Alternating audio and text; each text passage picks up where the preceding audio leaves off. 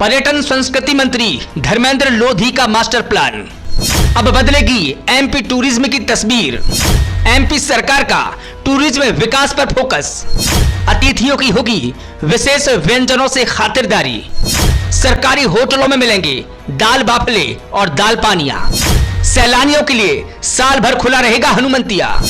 Destination wedding spot की तरह develop होंगे पर्यटन स्थल। रीजनल इन्वेस्टर समिट में मिलेट व्यंजनों का स्वाद चखेंगे अतिथि।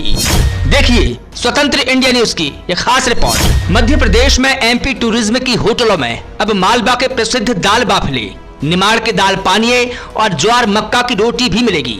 मेन्यू में इन्हें खास तौर पर शामिल किया जाएगा। वहीं खंडवा के हनुमंतिया टापू को डेस्टिनेशन वेडिंग स्पॉट की तरह डेवलप किया जाएगा।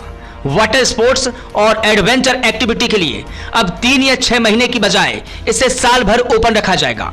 मध्य प्रदेश के पर्यटन, संस्कृति और धार्मिक न्यास और धर्मस्व राज्य मंत्री धर्मेंद्र भाब लोधी ने बुधवार को पर्यटन राज्य विकास निगम में समीक्षा बैठक की। इस दौरान उन्होंने कहा कि टूरिज्म विभाग की होटलों के मेन्यू में स्थानीय व्यंजन अनिवार्य रूप से शामिल किए जाएं। टूरिस्ट को होटल में स्थानीय भोजन की उपलब्धता के बारे में जानकारी दी जाए। मंत्री धर्मेंद्र सिंह लोधी ने कहा कि नर्मदापुरम में होने वाली रीजनल इन्वेस्टर समिट में अतिथियों को स्थानीय और मिलेट से बने व्यंजन परोसे जाएंगे। दाल बाफला मालवा निमाड़ यानी इंदौर और उज्जैन का प्रमुख स्थानीय भोजन है। शादियों में भी दाल बाफला बनाया जाता है। इंदौर, उज्जैन, देवास, रतलाम, मंदसौर, नीमच, शाजापुर, आगरमालवा, खंडवा, खरगोन समेत कई जिलों में कई लोग इसका स्टार्टअप शुरू कर चुके हैं। भोपाल, नर्मदापुरम संभाग में भी यह खाने को मिलता है, लेकिन एमपी टूरिज्म की होटलों में मेन्यू में फिलहाल ये बाहर है और मेन्यू में नहीं होने से बाहरी टूरिस्ट इससे वंचित रह जाते हैं।